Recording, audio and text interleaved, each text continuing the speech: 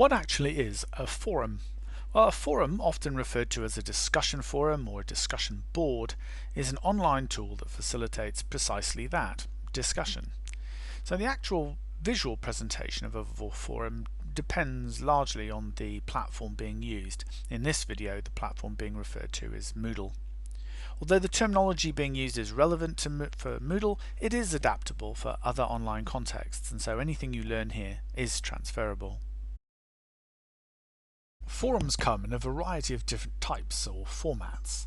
There are other resources available that outline the different types available in Moodle.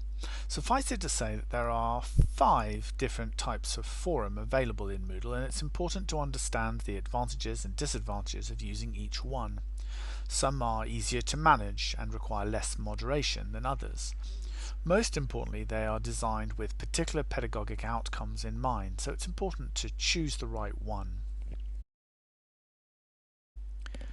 The topic of a forum is used to introduce the subject or focus of the ensuing discussion.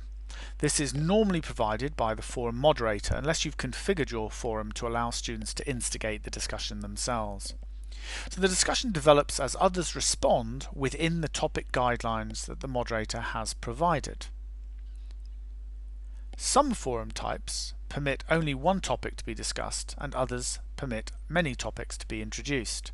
It's important to note this as you choose your type, because controlling a discussion becomes harder the more topics that are created.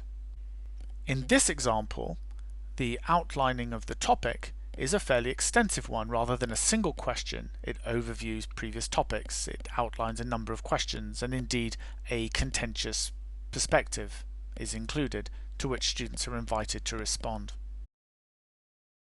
Once a topic has been created within a forum, a discussion can then take place. Participants post their discussions or contributions to the topic under discussion. Discussions then develop as more and more users make their contributions.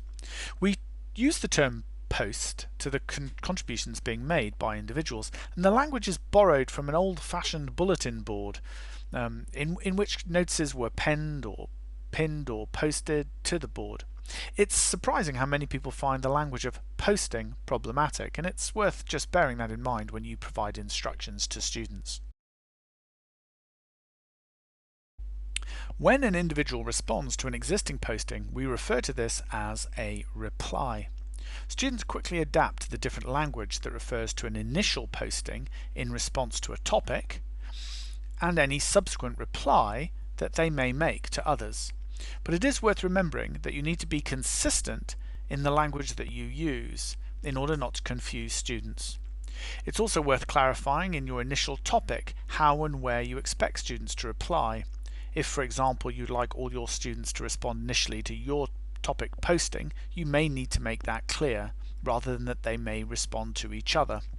On the other hand, you may want to encourage more peer moderation, in which case an anything goes approach might work better in your context.